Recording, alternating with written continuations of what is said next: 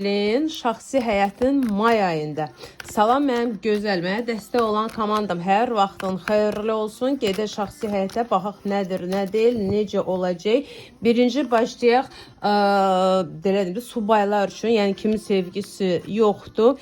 Sizdə bu may ayı sevgi ilə bağlı ay deyil, münasibət qurmaqla bağlı ay deyil. Sizin ayınız şəxsi həyətdə birinci öz pulunuzla bağlıdır. Yəni kim işləyir işləməklə, kim oxuyur oxumaqla, kim iş axtar işlə.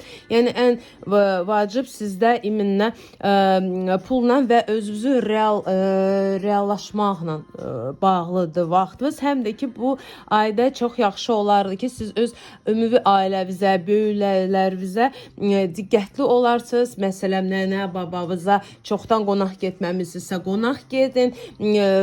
Tez-tez zəngləşin, danışın, yəni böyüklərinizlə əlaqədə olun. Şəxsi həyatınızın enerjisi may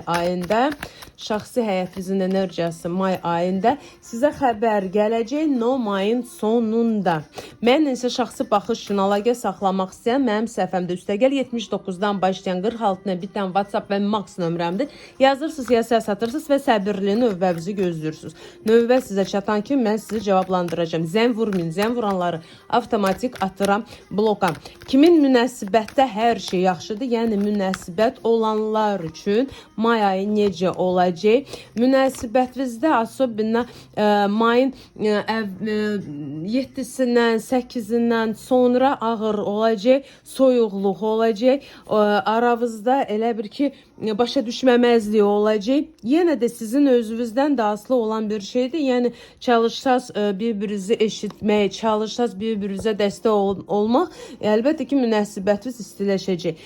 Çoxluğunuz düzgün eləmirsiniz, düzgün yanaşmırsınız münasibətinizə. Ona görə də soyuqluq baş verəcək. Ola bilsin daşı ayrılmaq yolunda dayanacaqsınız. Yenə də baxın necə münasibətə siz özünüz yanaşırsınız və lazımdırmı sizə sizin olduğunuz münasibət.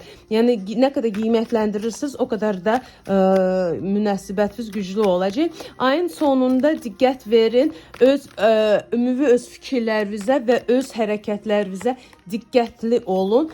Dediyim kimi elə enerjiyada da soyuq enerjiya baş verir. Kim ailəlidir, kimin ailəsində hər şey yaxşıdır. Ailəli olanlar sizin may ayı ailəvizdə nə isə böyük bir dəyişiklik gözlənir. Ola bilsin, daşı